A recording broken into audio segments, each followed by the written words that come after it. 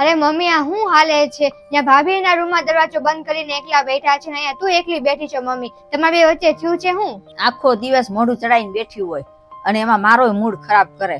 કોને ખબર કેવી છે ઈ બાઈ. અરે પણ વાત શું છે એ તો મને કે. બસ છોકરાને પકડી લે ને મારવા મળશે આખો દી. છોકરાએ ખાલી પાણીનો ગ્લાસ માંગ્યો તો એમાં કે હાથે ઉભો થઈને લઈ લે. એને કે તું મોટો થઈ ગયો છે, હાથે બધું તારું કામ કરી નાખ.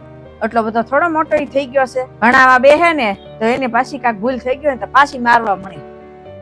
ઈ નાનો છોકરો છે, થોડાક તોફાન તો કરે ને, એટલું નથી સમજતી. રમત રમતમાં કાંઈક દરવાજાનો અવાજ આવે, કાંઈક તોફાન કરે તો પાછી એને મારવા મળે. છોકરો ફોન જોવા મળે ત્યાં પાછી એમ કે હું જોશો ને હું કરે છો એમ કરી પાછી ખીજાવા મળે ને મારવા મળે. આખો દિવસ છોકરાની વાહે પડી જાય.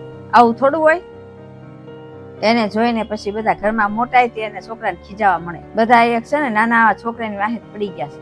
ઘરમાં શું થાય એ જ નથી ખબર પડતી. મને તો આવા માણસો જરાય ન ગમે, છોકરાને દુખી કરે એવા.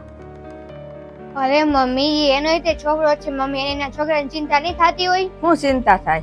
જે મા બાપ ને એના છોકરાની ચિંતા થતી હોય એ મા બાપ કોઈ છોકરાને મારે કે? મમ્મી હું ને ભાઈ નાના હતા ત્યારે તું અમને નહોતી મારતી મમ્મી, અને ભાભી એના છોકરાને મારે છે તો એને હારા માટે જ મારતા હોય ને મમ્મી. મેં તે મારા છોકરાને કારણ વગરના કોઈ દિવસ માર્યા જ નથી. તો ભાભી એને કારણ વગર માર્યો છે કોઈ દિવસ? હું તો માં છું, હું તો મારા છોકરાને મારી શકું ને. તો મમ્મી ભાભી તે એની માં છે મમ્મી, તું કેવી વાત કરે છો? હું એ છોકરાની બા થાવ છું, એ કોઈ દી મને ન સમજી શકે. આખો દી હું છોકરાને માર્યા જ કરવાનું?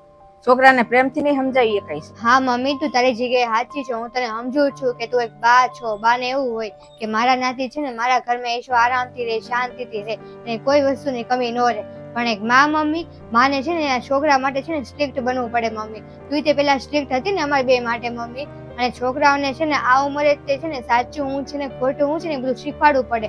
અત્યારે નહીં શીખવાડીએ તો ક્યારે શીખવાડશું? અને તું એમ કે છો કે પોતાની માટે છે ને પાણીનો ગ્લાસ લેવા નહોતો ગયો ને મમ્મી એટલે ના મમ્મી એ માર્યું મમ્મી. પણ એક 5 વર્ષનો છોકરો એટલું તો કરી શકે ને મમ્મી કે પોતાની માટે રસોડામાં જઈને એક પાણીનો ગ્લાસ લઈ આવે મમ્મી. હું એમ જ કહું છું કે છોકરાને પ્રેમથી સમજાવાય, પણ એ મારું માનતી જ નથી ને. હું કાંઈક કહું તો મોઢું ચડાઈને બેસી જાય. હું તો એની દુશ્મન બની ગઈ છું. કાંઈ બધી વાત મારીને થોડી છોકરાને સમજાવવાની હોય. હા મમ્મી હું સ્વીકારું છું કે તારી વાત સાચી છે મમ્મી, કે આખો દિવસ છે ને છોકરાને માર ન કરાય મમ્મી.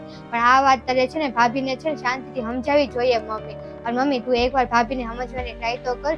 એક મા ઉપર શું વીતતી હશે જ્યારે એનો છોકરો છે ને એની સામે છે ને કોઈ બીજા સાથે ખરાબ વર્તન કરે, એની હારે ખરાબ વર્તન કરે, બધી વસ્તુ તોડફોડ કરી નાખે, કોકને મારે મમ્મી, એની પર શું વીતતી હશે મમ્મી. એટલે જો ભાભી એને સમજાવે છે ને મમ્મી તો તારે એને સમજાવવા દેવાનું, તારે કઈ બોલવાનું નહીં મમ્મી. અને મમ્મી તું બા છો મમ્મી, તો બા તરીકે છે ને તો છોકરા સાથે ગમે એ કરે, એને તું રમાડ, એની હારે લાડ કર, પ્રેમ કર મમ્મી. પણ જયારે એની મા એને કાંઈક શીખવાડતી હોય કે સમજાવતી હોય ને ત્યારે તારે વચમાં નહીં બોલવાનું મમ્મી. આનાથી શું થાય, છોકરાના મમ્મી એક વાત બેઠી જાય મમ્મી કે મારી મમ્મી તો હાવ ખરાબ છે મમ્મી, એ મને લાડ પ્રેમ નથી કરતા, મને ખીજાત રાખે છે, મને બહુ એની પર ગુસ્સો આવે છે. પણ બા બહુ હારા છે, બાને છે ને હું ગમે કહું ને મને લાવી આપે છે, મને કાંઈ કહેતા નથી, હું ગમે કરું ને. આમાં શું થાય મમ્મી કે છે ને એને માથી છે ને એ દૂર થતો જાય મમ્મી. મેં કોઈ દી છોકરાને ખોટું નથી સમજાયું કે તારી માને માં નો કહે, પણ એ મારા નાતીને આખો દી માર્યા કરે એ હું ન જોઈ શકું ને. હા મમ્મી હું તારી વાતથી સહેમત છું, તારી વાત હા સાચી છે કે છોકરાઓને આવી રીતે છે ને આખો દિવસ ન મરાય મમ્મી.